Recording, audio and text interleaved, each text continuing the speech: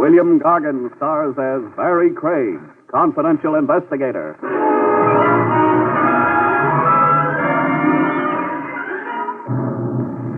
The odd thing about a killer, folks, you'd never believe it if his gun wasn't showing.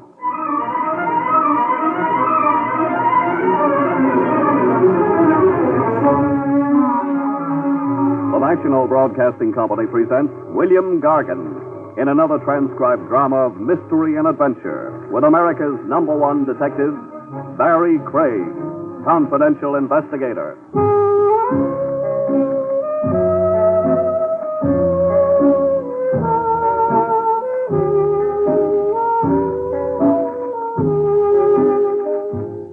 Barrie Craig speaking. The big gripe with a confidential investigator is that he has no confidential life of his own. You're on call day or night. Some jokers found your pedigree in a Manhattan telephone directory. There's a missing uncle wanted off his nut, a double-crossing partner wanted off with the cash register, or a tomb relic sure to set off a tongue war if you don't recover same lickety-split. Oh, carve out 5 minutes of privacy for yourself and bet on it. Someone's at your elbow asking for a bite. The case in point began a night or so ago in a barber shop. Tony's tonsorial power, the gold leaf on the window read. It was my next. One more customer move, and I'd stop looking like an unemployed violinist. But I never got to sit in Tony's barber chair. Fate popped into Tony's open doorway to beckon me out of the joint. You there, Craig. Fate was a guy in baggy pants, chewing an unlighted cigar. Marty Walensky, a hack driver. Hey, Craig. If you've never been shortchanged by Walensky, you haven't lived. I dragged myself over to Walensky. What's on your fat little mind? That's your jalopy outside, Craig? The dark green job? Yeah, across the street. Why? I thought it looked like your load. You got a dame in it, waiting for you. A dame? Walensky, what kind of a gag She flagged me at 78th and 3rd, so I know a good, reliable charmer she has. So here we are. I keep an office. We've been there. Now we're here. She's waiting on your jalopy. You don't want the business? I haven't seen the back of my neck for 6 weeks. It's my neck. On you, the long hair looks good. Listen, Craig, it can't wait. Whatever's with this chick can't wait. As a matter of fact, confidentially, she didn't even stop the dress before flagging me down.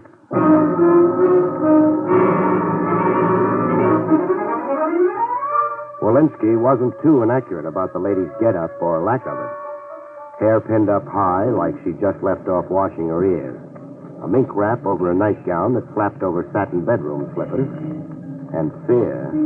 Fear and neon lights all over a pretty face. I'm Barrie Craig, miss. I'm Peggy Palmer. Well, what's it about? Not here. Drive somewhere quickly. But just an idea. There isn't time. I have a feeling I've been followed. Oh, please start your car. Look, miss, this isn't a public act. And before I get involved, I want to know what... What? Somebody's rifle happy. You hurt, miss? No. You... How does the side of my jaw look under glass? You're bleeding. Flying glass has that effect on me. I start to gush.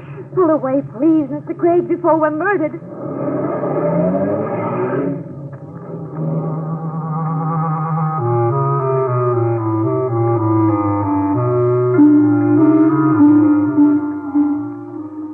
Later, in my office, while I kept busy with incidental washing and cauterizing, a frightened lady in mink gave me the facts. A bite at a time. I live with my brother George. And no love lost? No love? I'm counting the scratches on your beautiful neck. Oh, my brother fought to keep me from leaving the house. George Palmer. You've heard his name? Have I? Oh, yes, I have. A Sunday picture story in the tabloids. Help me with this adhesive. Oh, thanks. A freak get-rich-on, wasn't it? He found oil in his backyard or something? He found a diary believed to be George Washington's in the works of an antique wall clock. Pardon my error. A clock he bought in a rummage shop on 3rd Avenue. It should happen to me. So what's the problem? The diary's the problem. Why so? It's valuable. So cheers. No. Since the diary, our home's been a madhouse. Claimants and cranks. People looking to buy it, people looking to steal it. The usual backwash to a Klondike. Yes, all those things you say. What seemed to be a stroke of good fortune has become a nightmare. Does Brother George want to sell the diary? Very much, but for an enormous price. Enormous, like... $100,000. Wow. A lot of cabbage. Any nibbles? One collector, a Grant Tyler, telephoned to say he might pay that much if he could examine the diary, authenticate it. What? My brother wants the money in hand, in cash, first. I see. The window glass on my jalopy, who do I bill for it? I don't know. Brother George? Perhaps for anybody, Mr. Craig. Anybody? You said claimants and cranks. The usual backwash. How right you are. Anonymous phone calls. Notes in weird hieroglyphics slipped under the door. Bricks hurled from the street. Broken window glass. We've got more of it than anybody, Mr. Craig. Just come home with me and see. Come on to my house, huh? Just what job do you have in mind for me? Take charge of the diary. Negotiated sale to this Mr. Tyler or somebody. And how do I wrestle the diary free from Brother George? You won't have to. I have the diary here with me. I took it secretly from George's vault.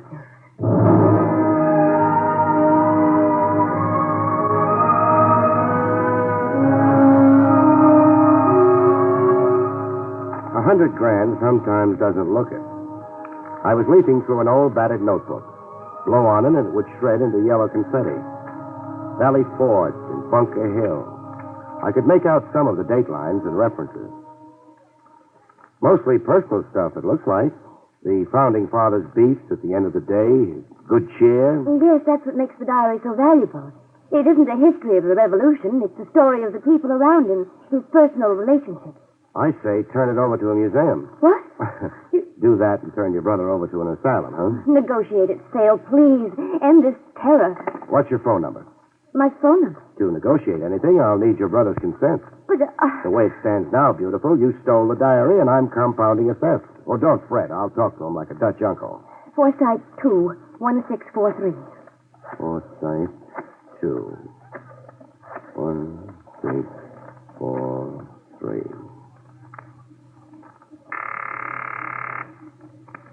Hello?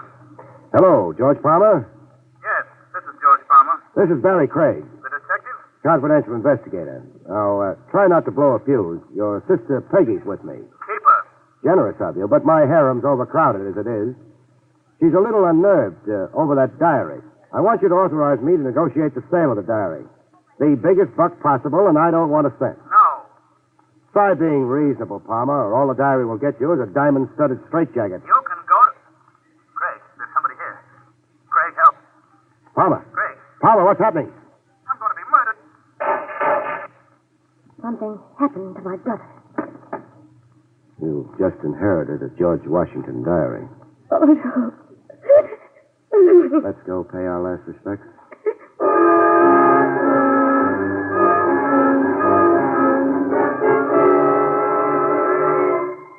George Palmer lay flat on his back.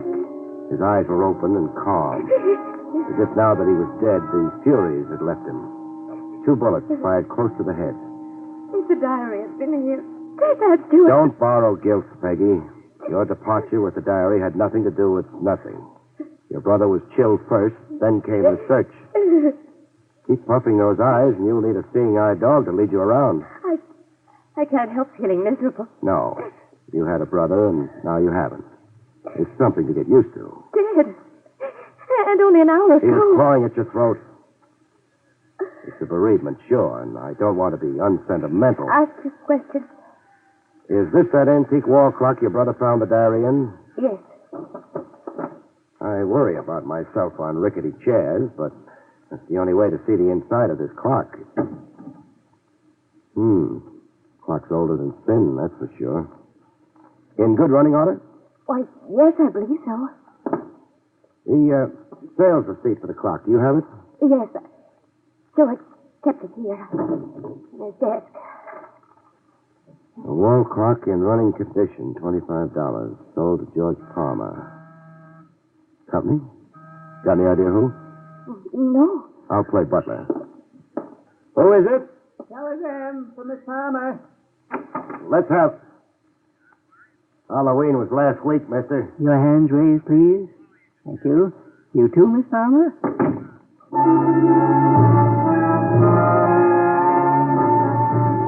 I've been stuck up by a lot of guys, all kinds and shapes. But this one was in a class all by himself. Short and petite. A waxed mustache with a comical Fu Manchu slant at the end. White gloves and a moth-eaten formal tuxedo, 2 sizes too big for him. The gat he was holding was something else for the books. Percussion flintlock. An antique type you only see in a museum case where the card reads, Relic of the War of the States. I watched him sniff around the room a little and then come back to us. The George Washington diary. You will please give it to me, Miss Palmer. The diary. He hasn't got it, friend. No? Back up 2 feet and say hello to a stiff. He is George Palmer? Was. Oh, dear. Whoever gave him those twin perforations of the skull took off with the diary. Is the truth, Miss Palmer? Yes, it's the truth, of course. Of course not. The lie sticks in your throat. It's only a prominent Adam's apple. Give her a complex about that and you'll The find... George Washington diary. Give it to me. To give you what we haven't got, we'd have to be magicians. Even to live, you'd have to be magicians. So it comes down to that. You have 1 minute. That hunk of museum cast iron that can do the work of a gun? You'll see. Yeah. Boom, boom, and where did the world suddenly go? Funny thing, I can't wait to see. I'm that curious. Curious? Uh-huh. I know about guns. Times get tough in my business. I can be a gunsmith.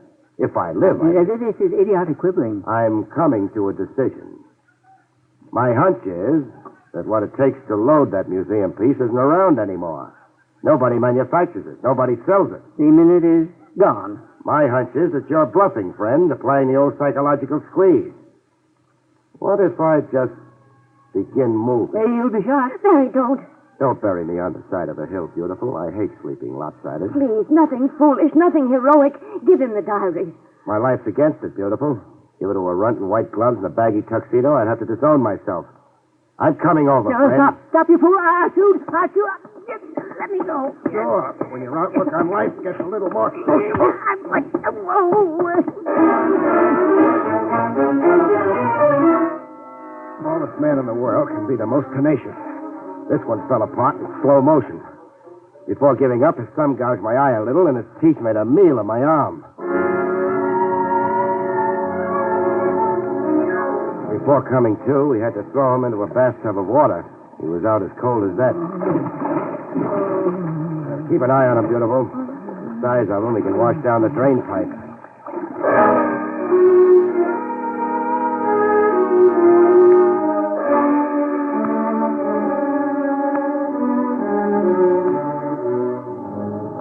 The answers finally wrung out of him still add up to the zaniest of my experiences. I'm Stephen Courtney Bellows, the fourth.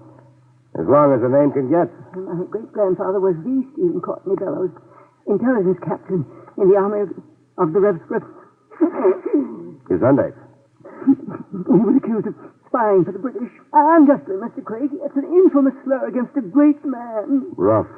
Even now, I have a petition before the President of the United States demanding that he restore the good name of my great ancestor. Which brings you to the diary? Yes, I wanted to examine it. Mm-hmm. If George Washington wrote things that reflect well of my great ancestor, I want this information shouted from the rooftop. And if General Washington called your great ancestor a skunk? Then the diary must be suppressed. The infamous lie must not be repeated. It must not. Cut it. One question, Bellows. Yes, What lunatic asylum do you call home? Harbor Heights. Hmm. But I was detained there unjustly. It was all part of an infamous...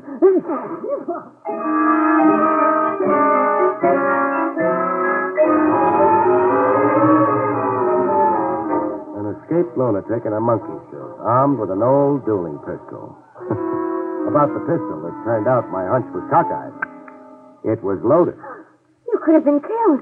If the gun didn't backfire. But I can't understand. Why didn't he shoot? His reflexes wouldn't reflex. He was so hoodooed watching me behave like a suicide, he couldn't get up the coordination it took to blast away. Oh, I'm glad he couldn't. So glad. Are you so glad? Yes. You say that like... You know something? What, Barry? Keep twinkling those eyes at me, and I'll climb right up on that white cloud with you. And, Barry? Go sailing over the moon. Oh, I love sailing over the moon.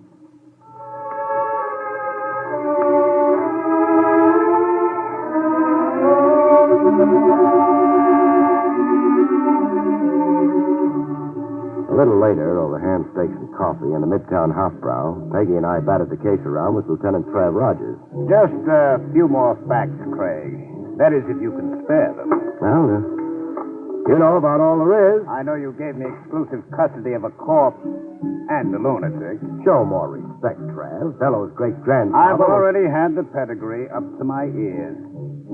I want the diary, Craig. Who doesn't? You'll have to get on the end of a long line. You won't surrender it? By court order? By police request. No can do. And our reason?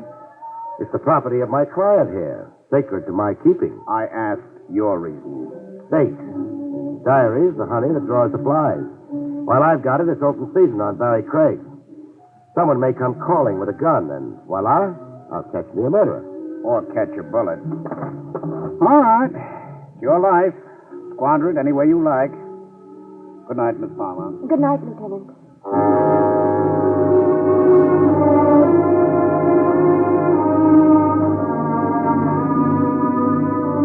With the good lieutenant off, muttering to himself, and Peggy off, tending to whatever it is girls tend to, I made like a negotiator. Grant Tyler, a guy with $100,000 worth of interest in an old notebook, was a guy well worth cultivating. Hello? Hello. I want to talk to Grant Tyler. This is Grant Tyler. Barrie Craig, representing the Palmers. Yes, Mr. Craig. That cash offer of $100,000 for the George Washington diary, does it still hold good? It does, providing, of course, that I can first examine the diary, I'll bring it right over. if you like. What's the shortest route to your place? Up Cohegan Boulevard, the third traffic light past Forest Park. Third traffic light. I've got it. Be seeing you, Tyler.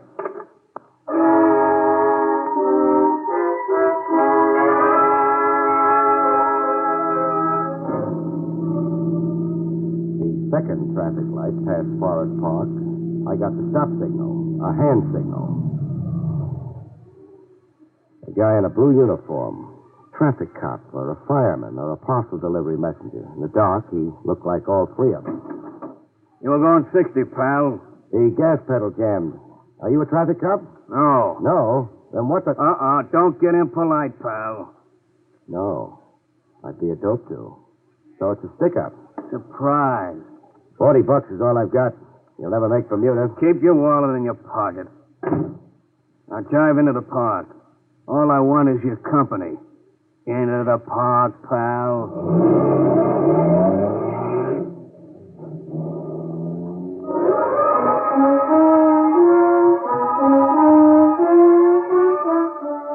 A closer look at the uniform, and I knew it. A $4 rental in any theatrical costume shop. I'd been suckered. Our destination in the park was a shadowy side road. On the green, Buster got down to cases. Let's have it, pal. It? The George Washington diary. Oh, you know about it. Hand it over. Just like that, huh? Cigarette? Stalling can't do you no good. Can I help it if I'm a dedicated chain smoker? Oh, matches. I'm out of them. You, Buster? Here. Thanks.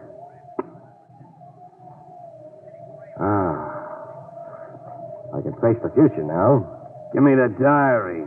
Or do you still want to clown around? No, the diary. Here it is. From me to you without love. Who are you working for, Buster? 2 kids and a blind grandmother. Mind if I borrow your car? Help yourself. Thanks, sport. Now turn around. Must you? It's a compulsion with me, pal. I'll cash in this diary and go get analyzed. Promise? My word of honor.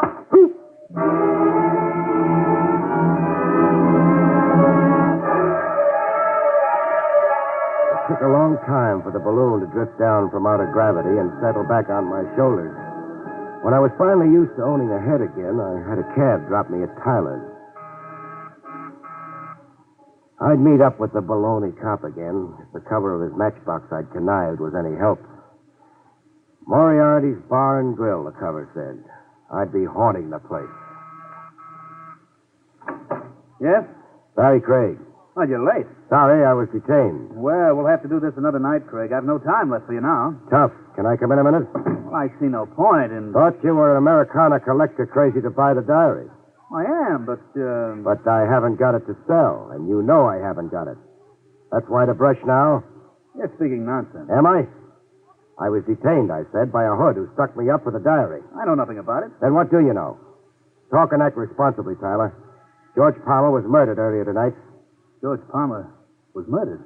If you didn't know it, talk to me, Tyler. Well, after your telephone call, Mr. Holland telephoned me. The junk dealer who sold Palmer the antique wall clock? Yes. Holland said he'd have the diary for me, and could he come over right away, tonight? And you said yes? Well, I'd be a fool not to. Holland's price is only $10,000. And 10 years for receiving stolen goods? Holland claims to be the rightful owner, that he merely sold Palmer a clock. Even so, you'd still buy a lawsuit? That's much of a risk I'm willing to take. Holland's engaged lawyers, offer to guarantee me against loss. Holland's due here tonight, you say? Any minute now. You'd better go. No, I'd better stay where I can listen and not be seen. Oh, here, maybe. Park behind the drapery. But, Mr. Craig. You'll lose the argument, Tyler, so don't argue, huh?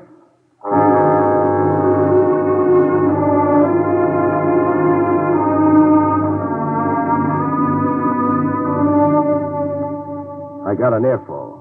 Holland looked and sounded like a guy ready, willing, and able to set fire to his junk shop and to himself. You don't have the diary, Mr. Holland? No, I came to tell you no. But you assured me. Something went wrong. But give me one day, Mr. Tyler. One day, and I will get you that diary.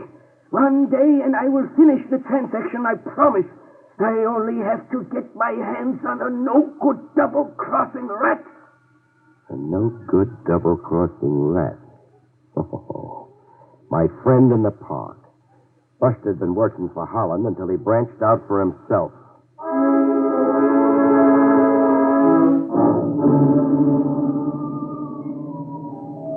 Moriarty's Bar and Grill was a sewer joint. Open a manhole and drop in. 20 minutes in it, and Peggy was gasping for air. Oh, I can't stand much more of this place, Barry. You won't have to. Surprise. You see him? He sees me. And making like to come over yet. What? The gall. Hi, pal. The name's Barrie Craig. I'll sit with the law. I just figured out how you got to Moriarty's. Did you? Yeah, cute gimmick. Conning me out of that matchbox. Your car keys. Car's parked on a corner. Thanks for the loan. Don't mention it. Oh, I almost forgot. The diary. You'll be wanting that back. Yeah. A change of heart? Yeah. I'm a regular Jekyll and Hyde. Half me wants to go straight, the other half gets out of line. Sad. How worthless did you find the diary to be? Hey, you're smart, Craig. Smarter than one guy's got a right to be. You approached Grant Tyler with the diary? Yeah, I approached Tyler. He checked it through with a spyglass, page by page, and then threw it back at me. It wasn't worth the plugged nickel, he said. The diary isn't with... Don't take it so hard, lady. You got the diary in a grab bag. It's my brother. Oh, yeah. That. What about that, Buster? You can't pin it on me. No? I'm for hire, but I'm not a torpedo or a fall guy. Whoever murdered Palmer wasn't me. Can I go now? No. For coming clean like I have? You give me a break. Make out like we never met. No. Sawhead, huh? Yeah, I'm the compulsive type. But I'll go get analyzed after I even up the score.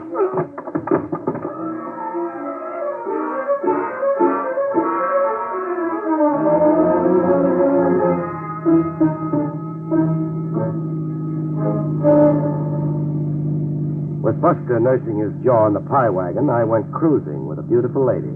Uptown, crosstown, downtown, watching the lights go out. Dawn's coming up. Yeah, for me too. For you too, Barry? Dawn. You get drugged by night, you can't see a foot ahead of you. You're too busy listening to the thump of your heart. Especially with a beautiful babe blowing stardust at you. Barry, you're talking all mixed up. I'm always confused before I'm clear. That wall clock was sold in running order. Holland's sales receipt guaranteed running order. Oh, your mind's on the case. On a corpse. The clock couldn't be in running order, not with a notebook hidden in the works. But now you're contradicting. Stay with me, baby. When I examined the clock, it wasn't running. The mechanism had been injured. It wasn't running. Yet it was when Holland sold it to your brother. Does that mean something? It means that someone planted the diary in the clock after George Palmer carried it home from Holland. Am I clear? No, not to me. A phony diary not worth its weight in paper sets off a chain reaction of cranks, connivers, and grabbers. Everybody went for the gag. George, too? It cost him his life. Yeah, George, too. The question I'm asking is, who could or would plant a worthless diary in a wall clock? Who could or would? Only somebody who wanted George Palmer murdered, but not for the diary. How long was your brother dead before I called him up? Barrie. Well, you're out of your mind. You heard George shot. I was with you when you did. Don't bank too hard on the alibi, beautiful. I heard somebody shot, but it didn't have to be George. Anybody could have called himself George Palmer with me, especially over the telephone. Anybody. Or, say, Grant Tyler. Staging a phony murder so you could blow stardust in my eye. Make me your iron alibi. We're stopping? End of the road, beautiful. Police headquarters. I don't suppose you want to tell me your motive. Insurance, I guess it to be. You're the lucky beneficiary. Those nights riding a white cloud, beautiful. You and I'll never see them again.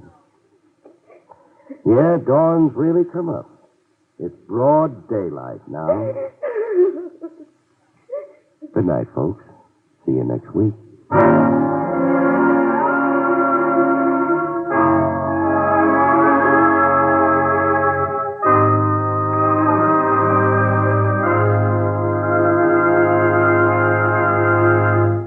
You have been listening to William Gargan in another exciting transcribed mystery drama from the Adventures of Barrie Craig, Confidential Investigator.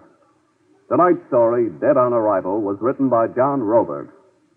Next week, it's the strange story of Murder in Wax, about which Barrie Craig has this to say. Next week, I meet a wandering parrot screaming bloody murder, a sculptor with an amazing knack for making the dead lifelike, and a hired killer who sticks closer to me than my socks. The three put together spell murder. See you next week, folks.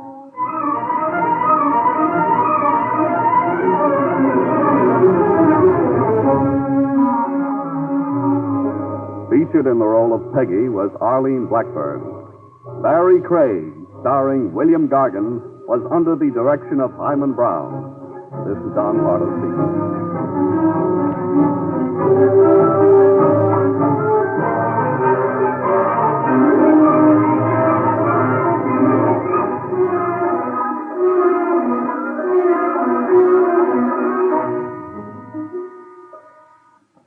Now it's Meredith Wilson's Music Room on NBC. I dragged myself over to Walensky. What's on your fat little mind? That's your jalopy outside, Craig? The dark green job? Yeah, across the street. Why? I thought it looked like your load. You got a dame in it, waiting for you. A dame? Walensky, what kind of a gag She flagged me at 78th and 3rd, so I know a good, reliable charmer she asked. So here we are. I keep an office. We've been there. Now we're here. She's waiting on your jalopy. You don't want the business? I haven't seen the back of my neck for 6 weeks. It's my neck. On you, the long hair looks good. Listen, Craig, it can't wait. Whatever's with this chick can't wait. As a matter of fact, confidentially, she didn't even stop the dress before flagging me down.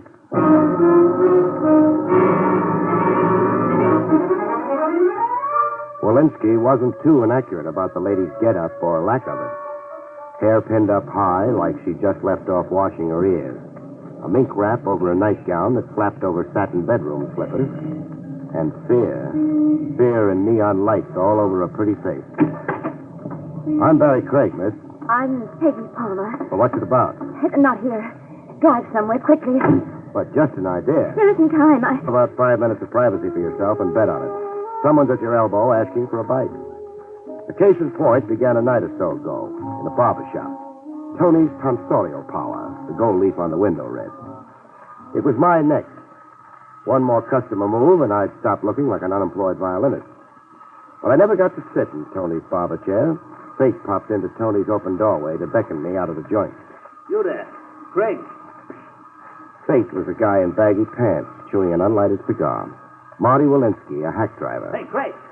If you've never been shortchanged by Walensky, you haven't lived. Investigator.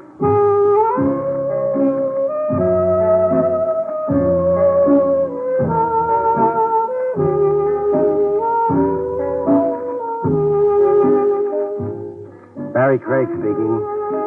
The big gripe with a confidential investigator is that he has no confidential life of his own. You're on call day or night. Some jokers found your pedigree in a Manhattan telephone directory. There's a missing uncle wanted off his nut, a double-crossing partner wanted off with the cash register, or a tomb relic sure to set off a tongue war if you don't recover same lickety-split. Oh, cop. William Gargan stars as Barrie Craig, confidential investigator.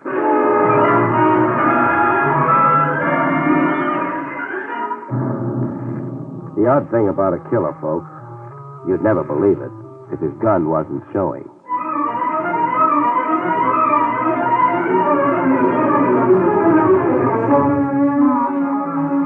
The National Broadcasting Company presents William Gargan in another transcribed drama of mystery and adventure with America's #1 detective, Barrie Craig, confidential investigator.